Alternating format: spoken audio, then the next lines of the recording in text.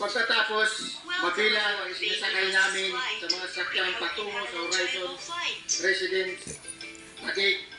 Pagdating sa Horizon Residence, dumidiretso kami sa basement upang maibaba ang nasabing basura at dalhin sa unit ni Congressman Saldico sa 56th floor sa nasabing lugar kung saan siya nakatira. Please take your seat and fasten your seatbelt. Bago ibaba ang nasabing basura, ito ay bawas na. Halimbawa, nag-akyat kami ng 46 na malita.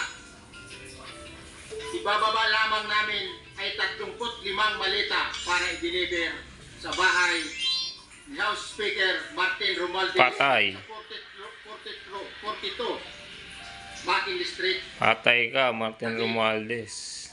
Ang 11 Sabi na eh. malita ay naiwan sa taas ng 56th floor sa Horizon Residence. Kumikit kumulang 3 beses ako mismo ang nag-deliver ng basura sa bahay ni Congressman Saldico.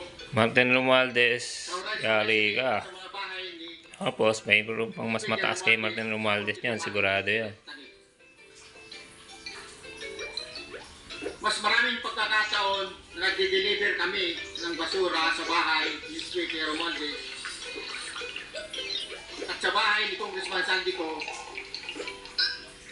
dahil iba-iba kaming mga nakadetailed na close-in, backup at advance party na nagkakaroon ng revolution.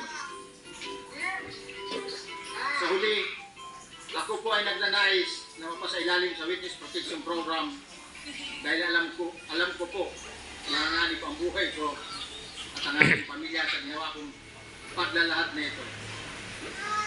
Sa katotohanan ng lahat ay nilagdaan ko ang salaysay na ito ay pusang loob at walang anumang pamimilit at bunsod lamang na nangaring matulungan ang ating bansa. Ito po ay nilagdaan ko.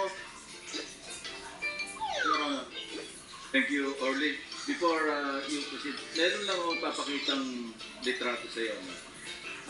I-confirm mo, kasama na rin si Bryce, kung yan ba si Paul na binabanggit mo. I confirm, Your Honor. Yun nga po, Your Honor. Siya po. Okay, so, yeah, for the record, andito po yung litrato nung binabanggit na si Paul.